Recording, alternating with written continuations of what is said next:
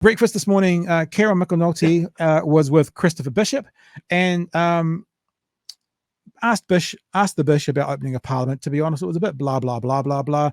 So then Jenny May went on to ask Kieran about the opening of Parliament as well. And I want you to watch out here for where Bishop laughs. Remember how last night in the show, when he was asked an awkward question, he laughed?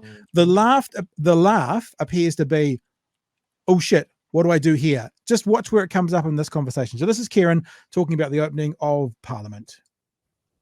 Yeah, I know, I'd agree with that. I came away from the reading of the speech from the throne just feeling totally uninspired and feeling a little bit depressed, if I'm honest with you. Just everything's getting pulled back. Māori are getting bashed. Workers are under the pump now, particularly with things like fair pay agreements going to get taken away.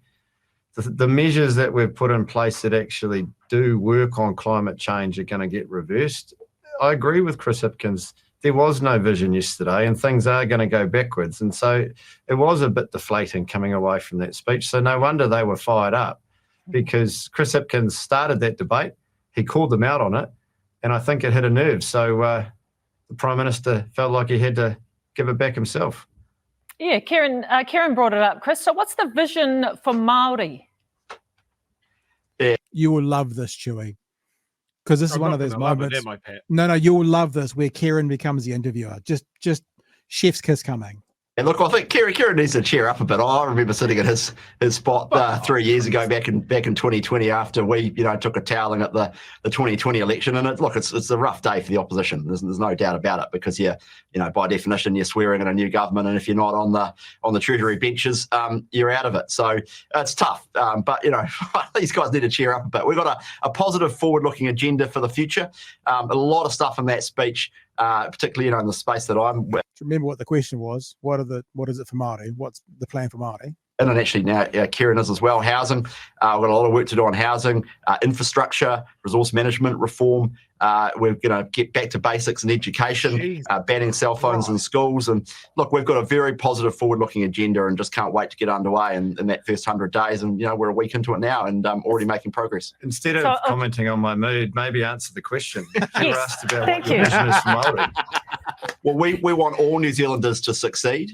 Maori, non-Maori, Pacifica people, migrants to New Zealand. We want all New Zealanders to flourish.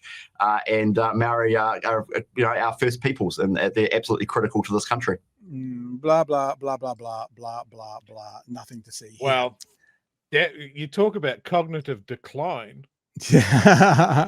There's one more clip we'll play you, and this is there was conversation of the Māori Kings unity hui, the unification hui, and let's just play this last little bit, and then we'll perhaps sign off for the night. Here we go. If you think back to the election campaign, New Zealand First, National Act, they all accused the government of causing division in New Zealand. Now we're starting to see it for real, and it's unnecessary, and it's potentially going to take us backwards. So for this proclamation to be made, calling for unity, is a tremendous show of leadership. But I think it should give pause for thought for the government to think, why has there been such a quick response and a harsh response to what they're proposing? It's because what they're proposing could cause damage to our society, and it needs to be called out. There you go. Do we have a new king, just out of interest? Are we able to call that? Fuck, he's good. He's good. I'm a big fan of Kieran. But yeah, this is what we need. Like, if the quality, sorry, it's a terrible word for what Chris Bishop did, but the quality of his answer, if that's what the government is going to bring, the quality of someone like Kieran or Chloe is just going to cut holes through whatever they've got.